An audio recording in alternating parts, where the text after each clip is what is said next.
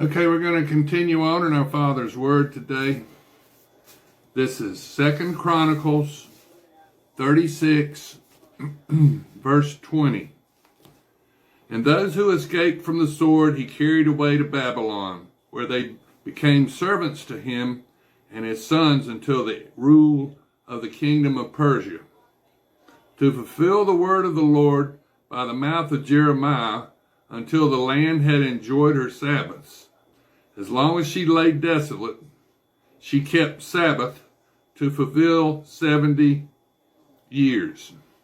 Now in the first year of Cyrus, king of Persia, that the word of the Lord by the mouth of Jeremiah might be fulfilled, the Lord stirred up the spirit of Cyrus, king of Persia, so that he made a proclamation throughout all his kingdom, and also put it into writing, saying, Thus says Cyrus, king of Persia, all the kingdoms of the earth, the Lord God of heaven has given me, and he has commanded me to build him a house at Jerusalem, which is in Judea, who is among you of all his people. May the Lord his God be with him, and let him go up. Now we're going to go to the book of Ezra. That's the last of Chronicles. And Ezra the priest most likely was the author of 1st and 2nd Chronicles. I want to give you a little timeline here of what happened. You had the 12 judges of Israel, and Samuel was the last of the judges. Then God had Samuel anoint King Saul. King Saul was king for 40 years. 40 in biblical numerics means probation. And then King David took over after Saul died and was killed by the Philistines. Him and his 3 sons were all killed in battle. Then King David took over for 40 years. He had 7.5 years in Jerusalem. And then the other 33 years, he was over Israel and Jerusalem, Judah. And King David died in 971 BC. And then after 40 years, Solomon took over for King David. And in 931 BC, Solomon died. Now, in 612 BC, Nineveh fell to Babylon, and in 722 BC, Nineveh took Ephraim. The tribe of Ephraim was the largest of the 10 northern tribes, and Solomon worshipped a bunch of little g gods, Ashtaroth, Ishtar, pagan sex and fertility goddess. He built shrines on the Mount of Olives, right in front of God's temple that Solomon built, Solomon's temple. He built shrines to his for his foreign wives that worship the little g gods. And so God got very angry about this. And so God sent Nineveh, the Ninevites, Mosul, Iraq, northern Iraq, to take the 10 northern tribes of Israel. And over a 200-year period, starting with Ben-Hadad and ending with Sennacherib, the Ninevites took the 10 northern tribes.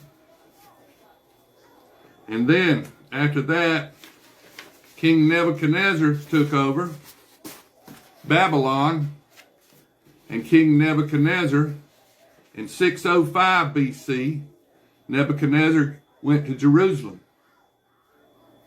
And then in 597 BC, he went to Jerusalem again. And then in 586 BC, he went to Jerusalem again. The last time, and he utterly destroyed Jerusalem. Now, after a 70-year captivity in Babylon for Israel, or for Judah, and Benjamin and the Levites, they were taken to Babylon for a 70-year captivity, one generation. And then after the 70 years,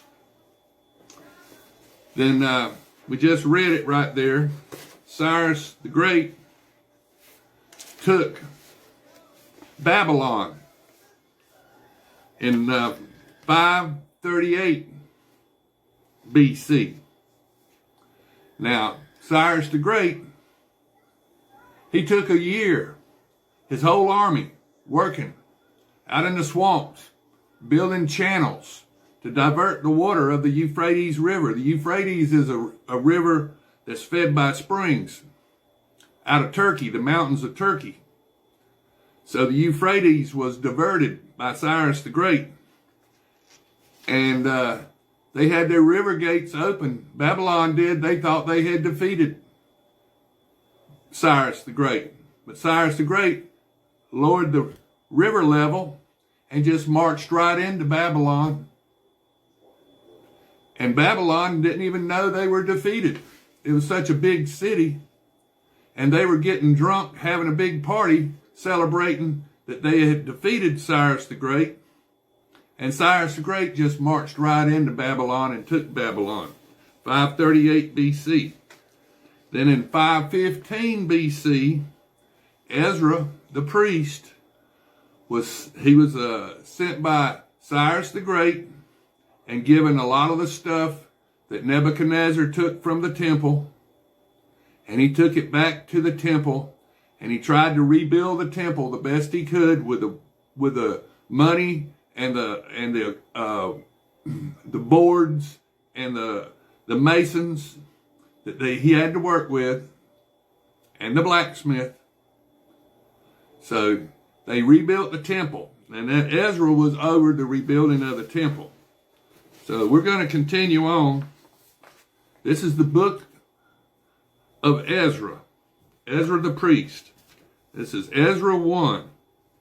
Now in the first year of Cyrus, king of Persia, that the word of the Lord by the mouth of Jeremiah might be fulfilled, the Lord stirred up the spirit of Cyrus, king of Persia, so that he made a proclamation throughout all his kingdom, and also put it into writing, saying, Thus says Cyrus, king of Persia. Now Cyrus only lived for about 10 years after he defeated Babylon. And then Darius the Great, and you got Artaxerxes, they took over for Cyrus the Great. Now, this is when Cyrus was still alive. Thus says Cyrus, king of Persia, All the kingdoms of the earth the Lord God of heaven has given me, and he has commanded me to build him a house at Jerusalem, which is in Judea. Who is among you of all his people? May his God be with him, and let him go up to Jerusalem, which is in Judea, and build the house of the Lord God of Israel. He is God, which is in Jerusalem. And whoever is left in any place where he dwells, let the men of his place help him with silver and gold, with goods and livestock, besides the freewill offerings for the house of God, which is in Jerusalem. Then the heads of the fathers' houses of Judah and Benjamin, and the priests and the Levites, with all those spirits God had moved, arose to go up and build the house of the Lord, which is in Jerusalem. And all those who were around them encouraged them with articles of silver and gold, with goods and livestock, and with precious things, besides all that was willingly offered. King Cyrus also brought out the articles of the house of the Lord, which Nebuchadnezzar had taken from Jerusalem, and put in the temple of his gods. And Cyrus, king of Persia, brought them out by the hand of Mithridath, the treasurer, and counted them out to Sheshbazzar, the prince of Judah.